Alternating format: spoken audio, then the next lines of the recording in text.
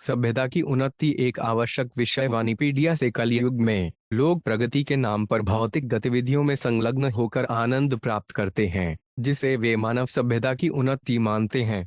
हालांकि आगे बढ़ने के बजाय परिणाम यह होता है कि जीव पतित हो जाते हैं और इंद्रिय तृप्ति के अधिक आदी हो जाते हैं। यह व्यक्ति भगवान श्री कृष्ण के शाश्वत अंश और सेवक के रूप में अपनी वास्तविक पहचान को भूल जाता है। सत्वगुण की थोड़ी सी साधना से व्यक्ति के आध्यात्मिक स्वभाव की झलक देखी जा सकती है। हालांकि सभ्यता के विकास के बारे में झूठे विचारों के कारण लोगों को जीवन के वास्तविक लक्ष्य या उनके कृष्ण चेतना को जगाने में कोई दिलचस्पी नहीं है। लोगों को भगवान और उनके पारलौकिक स्वरूप के बारे में ज्ञान देने से सभ्यता की वास्तविक उन्नति होती है। श्रील प्रभुपाद की पुस्तकें, व्याख्यान, वार्तालाप और पत्र इस आवश्यक विषय की व्यापक प्रस्तुति प्रदान करते हैं, जैसा कि वाणी कोर्स एडवांसमेंट ऑफ सिविलाइजेशन श्रेणी में देखा गया है। निम्नलिखित 10 उदाहरणों में उनकी पुस्तकों से एक परिचय नीचे दिया गया है। श्रील प्रभुपाद की पुस्तकों के उदाहरण सभ्यता की उन्नति का अनुमान मनुष्य की सूक्ष्म प्रवृत्तियों को नष्ट करने के लिए मिलों और कारखानों के विकास पर नहीं, बल्कि मनुष्यों की शक्तिशाली आध्यात्मिक प्रवृत्ति को विकसित करने और उन्हें भगवधाम वापस जाने का मौका देने पर लगाया जाता है। कारखानों और मिलों के विकास को उग्र कर्म या तीक्ष्ण क्रियाएं कहा जाता है, और ऐसी गतिविधियां मानव और समाज की सूक्ष्म भावनाओं को बिगाड़कर राक्षसों का कालकोठरी बना देती हैं। श्रीमद् भागवत 1.11-12 सांसारिक ऐश्वर्य की अवधारणा पहले मुख्य रूप से प्राकृतिक संसाधनों जैसे रत्न, संगमरमर, रेशम, हाथी दांत, सोना और चांदी पर आधारित थी। आर्थिक विकास की उन्नति बड़ी मोटर कारों पर आधारित नहीं थी। मानव सभ्यता की उन्नति औद्योगिक उद्यमों पर नहीं, बल्कि प्राकृतिक संपदा और प्राकृतिक भोजन पर निर्भर करती है, जो सभी भगवान के सर्वोच्च व्यक्तित्व द्वारा आपूर्ति की जाती है, ताकि हम मानव शरीर में आत्म साक्षात्कार और सफलता के लिए समय बचा सकें। श्रीमद् भागवतम 4.9-62 इंद्रिय तृप्ति के आधार पर भौतिक सभ्यता की उन्नति का अर्थ है किसी जीव के भौतिक अस्तित्व की अवधि को बढ़ाना। इसलिए यह वासना अज्ञान का प्रतीक है, जिसके द्वारा जीव को भौतिक जगत में रखा जाता है। जबकि व्यक्ति इंद्रिय तृप्ति का आनंद लेता है, यह हो सकता है कि कुछ सुख की अनुभूति हो, लेकिन वास्तव में वह तथाकथित सुख की अनुभूति इंद्रिय भोगी का परम शत्रु है। भगवद गीता 3.3 जीव शाश्वत हैं और उनकी शाश्वत आवश्यकता है। यदि कोई केवल शरीर की आवश्यकताओं की देखभाल करने में लगा रहता है, जीवन की शाश्वत आवश्यकताओं की परवाह नहीं करता है, तो वे उस सभ्यता का हिस्सा है जिसकी उन्नति जीवों को अज्ञानता के सबसे अंधकारमय क्षेत्र में डाल देती है। उस अंधेरी जगह में सोने से ताजगी नहीं मिलती, बल्कि धीरे धीरे थकान होने लगती है। वह इस थकी हुई स्थिति को समायोजित करने के लिए कई प्रक्रियाओं का आविष्कार करता है, लेकिन वे विफल रहता है और इस तरह भ्रमित रहता है। श्रीमद् भागवतम 3.295 जब तक मानव समाज अंधकार और अज्ञान में है, तब तक मनुष्य जीवन की शारीरिक अवधारणा में भारी व्यवस्था करता रहेगा। इसे प्रहलाद महाराज द्वारा भ्रम के रूप में वर्णित किया गया है।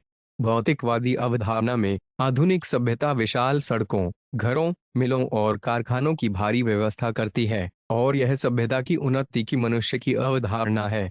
हालांकि लोग यह नहीं जानते हैं कि किसी भी समय उन्हें खुद ही दृश्य से बाहर निकाल दिया जाएगा और उन शवों को स्वीकार करने के लिए मजबूर किया जाएगा जिनका इन विशाल घरों, महलों, सड़कों और ऑटोमोबाइल से कोई लेना देना नहीं है।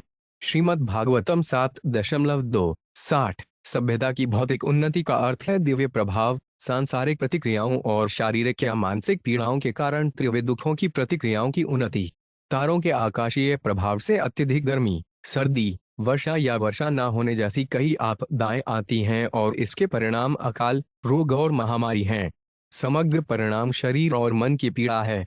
मानव निर्मित भौतिक विज्ञान इन 3 प्रकार के दुखों का प्रतिकार करने के लिए कुछ नहीं कर सकता। श्रीमद् भागवतम 1.14-10 भौतिकवादी आविष्कारों को मानव सभ्यता की उन्नति माना जाता है, लेकिन इसका परिणाम यह होता है कि लोग अधिक से अधिक हिंसक और अधिक से अधिक क्रूर, जानवरों के प्रति क्रूर और अन्य मनुष्यों के प्रति क्रूर हो जाते हैं। उन्हें नहीं पता कि एक दूसरे के प्रति कैसा व्यवहार करना है। आसुरी लोगों में पशुवध बहुत प्रमुख है। ऐसे लोगों को दुनिया का दुश्मन माना जाता है, क्योंकि अंततः वे कुछ ऐसा आविष्कार या निर्माण करेंगे जो सभी के लिए विनाश लाएगा।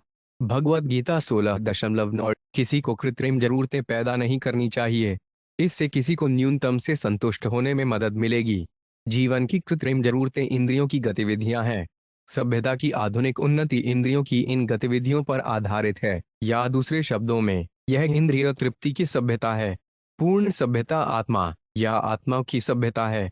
इंद्रिय तृप्ति का सभ्य मनुष्य पशुओं के समान स्तर पर है, क्योंकि पशु इंद्रियों की गतिविधियों से परे नहीं जा सकते। इंद्रियों के ऊपर मन है। श्रीमद् भागवत 2.7-18। मानव समाज का अर्थ है वह समाज जो आध्यात्मिक प्राप्ति की ओर प्रगति कर रहा है। सबसे उन्नत मानव समाज आर्य के रूप में जाना जाता था। आर्य उन लोगों को संदर्भित करता है जो आगे बढ़ रहे हैं। तो सवाल यह है, कौन सा समाज आगे बढ़ रहा है? उन्नति का अर्थ अनावश्यक रूप से भौतिक आवश्यकताओं का निर्माण करना और इस प्रकार तथाकथित भौतिक सुख सुविधाओं के लिए मानव ऊर्जा को बढ़ाना नहीं है। वास्तविक उन्नति आध्यात्मिक बोध की ओर उन्नति है, और जिस समुदाय ने इस लक्ष्य की ओर काम किया उसे आर्य सभ्यता के रूप में जाना जाता था। श्रीमद् भागवतम 3.21 52 से 54। हर राज्य और हर समाज खाने, सोने, संभोग और बचाव की गुणवत्ता में सुधार करने की कोशिश में लगा हुआ है। यह मानव जीवन इन 4 पशु सिद्धांतों से अधिक के लिए है। खाना, सोना, संभोग और बचाव पशु जगत में पाई जाने वाली समस्याएं हैं, और जानवरों ने इन समस्याओं को बिना किसी कठिनाई के हल कर लिया है। मानव समाज को इन समस्याओं को हल करने के प्रयास में इतना व्यस्त क्यों होना चाहिए? कठिनाई यह है कि लोग इस सरल दर्शन को समझने के लिए शिक्षित नहीं हैं। वे सोचते हैं कि सभ्यता की उन्नति का अर्थ है बढ़ती हुई इंद्रिय तृप्ति। चैतन्य चरितामृत, मध्य लीला 19.159।